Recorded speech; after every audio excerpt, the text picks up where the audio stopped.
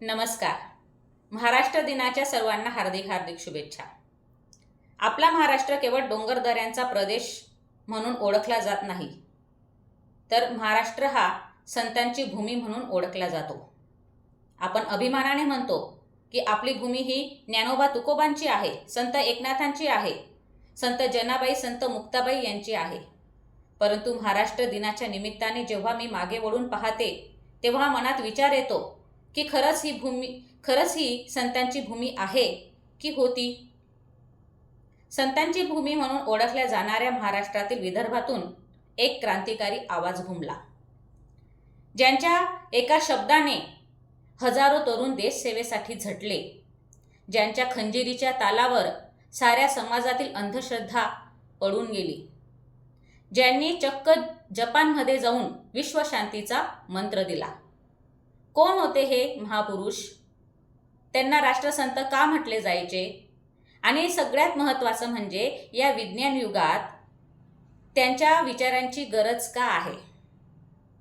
30 एप्रिलला संत तुकडोजी महाराजांची जयंती होती, म्हणजे कालच. कोण होते हे संत तुकडोजी महाराज? आपण त्यांना विसरलोय का? खरं तर आपण अनेक गोष्टी विसरत चाललोय. आपण ज्ञानेश्वरांचे पसायदान विसरलो, आपण तुकोबा महाराजांची निर्भीड गाथा विसरलो, एकनाथांची शांती विसरलो, संत गाडगे महाराजांच्या लोकसेवेचा खराटा विसरलो, आपण संत जनाबाई, संत मुक्ताबाई यांचा त्याग विसरलो आणि यांची जागा तथाकथित बाबांनी घेतली. आपल्या समाजाला या तथाकथित बाबांचं वेड लागलंय. हे तथाकथित बाबा विज्ञानाच्या गप्पा तर मारतात, परंतु समाजाला अंधश्रद्धेच्या विळख्यात अडकवतात. हे कसले आले खरे संत? खरे संत तर संत तुकडोजी महाराज होते. हे तर फक्त स्वतःच्या प्रसिद्धीसाठी आणि सत्तेच्या जवळ जाण्यासाठी धडपडतात. 30 एप्रिलला संत तुकडोजी महाराज यांची जयंती होती. त्यानिमित्ताने आपण या व्हिडिओमध्ये या संतांचा प्रवास पाहणार आहोत, ज्यांनी मंदिरापेक्षा माणसाला आणि मूर्तीपेक्षा माणुसकीला महत्त्व दिलं. मंडळी, आजचा हा व्हिडिओ शेवटपर्यंत पहा, कारण आजच्या व्हिडिओच्या शेवटी आपण संत तुकडोजी महाराज आणि आजचे तथाकथित बाबा यांच्या विचारांची तुलना करणार आहोत.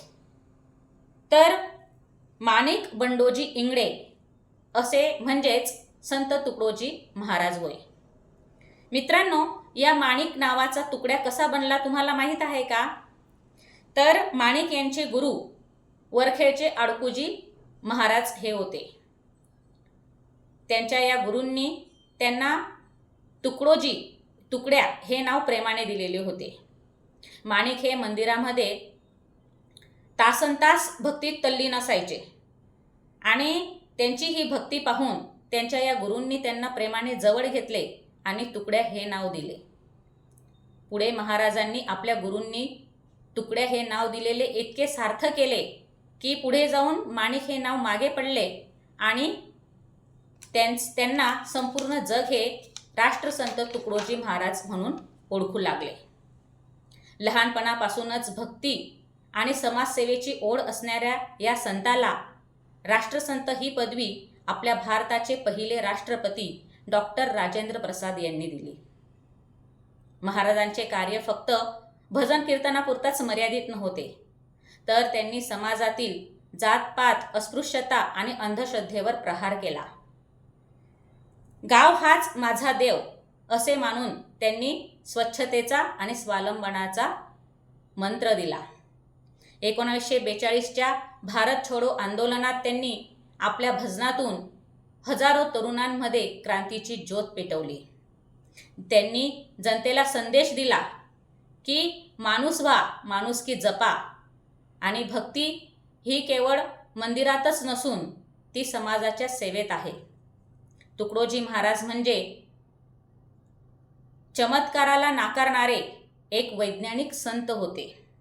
लोक म्हणतात की संतांनी चमत्कार केले पाहिजे, परंतु महाराज म्हणायचे की खरा चमत्कार हा जादूत नसून माणसांच्या परिवर्तनात आहे. त्यांनी कधीच कोणत्याच चमत्काराचा दावा केला नाही. त्यांनी कधीच लोकांचा अज्ञानाचा फायदा देखील घेतला नाही. ते म्हणायचे की हाताने दगडातून पाणी काढण्यापेक्षा त्याच हातांना श्रमदान देऊन कोरडी जमिनीत नंदनवन फुलवणे हाच खरा चमत्कार आहे.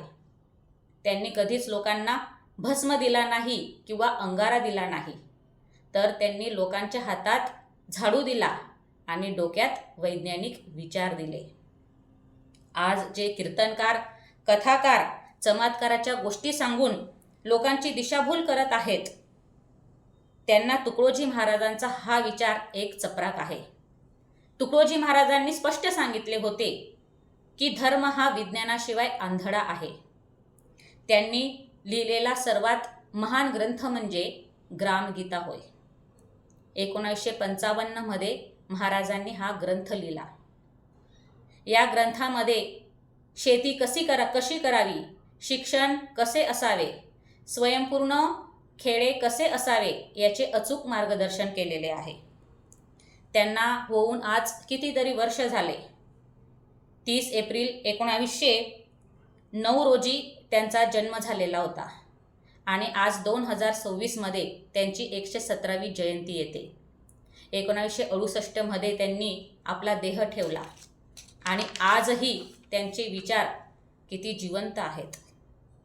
आज पर्यावरणाचा समतोल बिघडला आहे, तर अशा वेळी त्यांनी दिलेला ग्राम स्वच्छता आणि वृक्षरोपणाची शिकवण आपल्याला उपयोगी पडते.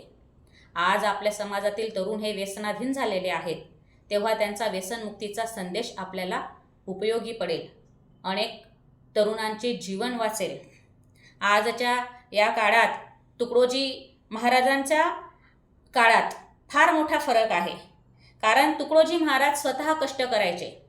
ते हातात झाडू घेऊन रस्ते साफ करायचे आणि आजचे हे आपले तथाकथित बाबा AC आश्रमात बसून उपदेश देतात आणि संपत्ती गोळा करतात. तुकडोजी महाराजांनी देशाला जोडण्याचे काम केले. त्यांनी कधीही स्वतःची पूजा लोकांना करू दिली नाही. त्यांनी या देशाला देव मानले. आज तुकडोजी महाराज हे केवळ माळ घालणारे साधू नव्हते, तर ते विज्ञानाची कास धरणारे क्रांतिकारक होते. त्यांनी सांगितले की देव मंदिरात नाही, तर तो माणसांच्या स्फूर्तीत आहे. पण आजचे चित्र पाहिले तर मन विदीर्ण होतं.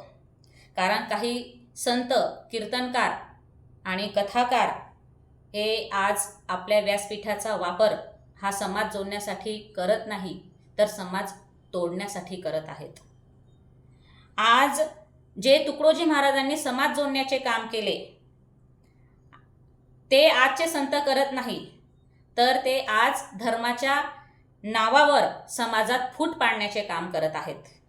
याच पार्श्वभूमीवर शरद पवार यांनी एक विधान केले होते. हे पहा, मी कोणत्या पक्षाची पदाधिकारी नाही किंवा कोणत्या पक्षाची विरोधक किंवा समर्थक देखील नाही, परंतु जे चूक आहे ते चूक आहे आणि जे बरोबर आहे ते बरोबरच. तर पवार साहेब म्हणाले होते की वारकरी संप्रदायासारख्या पवित्र आणि पुरोगामी चळवळीत आता प्रतिगामी विचारांची घुसखोरी झाली आहे. वारकरी संप्रदायात 60% लोक धर्मांध शक्तींना अधिक बळ देणारी भूमिका मांडतात, तर साधारण 40% लोकच कीर्तन प्रवचनातून पुरोगामी भूमिका मांडतात आणि आज त्यांची अत्यंत गरज आहे. परंतु दुर्दैवाने या प्रबोधनाच्या मार्गावर कुठेही महिला दिसत नाही आणि त्यांचं हे वक्तव्य आजच्या परिस्थितीसाठी एक जळजळीत सत्य आहे. ज्या भूमीत शिवशाहू फुले आंबेडकरांनी आपल्या रक्ताचं पाणी करून या समाजाला जातीपातीच्या आणि अंधश्रद्धेच्या जोखडातून बाहेर काढलं, आज तोच समाज त्या जोखडात अडकताना दिसतोय. कीर्तनातून आज विज्ञानाऐवजी बुवाबाजीला खतपाणी घातलं जाते. आणि सर्वात खेदाची गोष्ट म्हणजे ज्या संप्रदायात संतांनी स्त्रियांना सन्मान दिला, तिथे आज प्रबोधनाच्या मुख्य प्रवाहात स्त्रियांचा अभाव दिसत आहे. आजचे काही कीर्तनकार, कथाकार मूळ विठ्ठल विसरून राजकीय नेत्यांचे गुणगान गाण्यात मग्न झालेले आहेत. अस्सल वारकरी संप्रदायातील संतांनी आता पुढाकार घेऊन पुढे येण्याची वेळ आलेली आहे. अन्यथा आपली ही महान परंपरा केवळ विनोदाचा विषय राहील.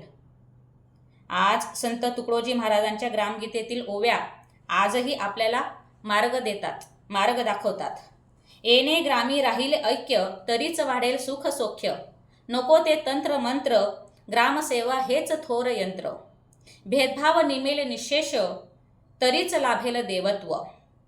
तर मंडळी, आपण पुन्हा या जोखडात अडकायचं का, ज्यातून आपल्याला आपल्या महापुरुषांनी त्यांचं रक्ताचं पाणी करून बाहेर काढलंय? या तथाकथित बाबांच्या पायावर डोकं टेकवण्यापेक्षा तुकडोजी महाराजांच्या विचारांवर पाऊल टाका. भक्ती करा, परंतु ती डोळस असावी, आंधळी नाही. त्या मित्रांनो, या जयंतीच्या निमित्ताने हा व्हिडिओ इतका शेअर करा की तो महाराष्ट्रातील कानाकोपऱ्यापर्यंत, प्रत्येक कीर्तनकारांच्या आणि तरुणांपर्यंत हा संदेश पोहोचला पाहिजे की आपण पुन्हा गुलामीच्या जोखडात अडकायचं की या महापुरुषांच्या विचारांचा वारसा घेऊन प्रगत व्हायचं. जय संत तुकडोजी महाराज.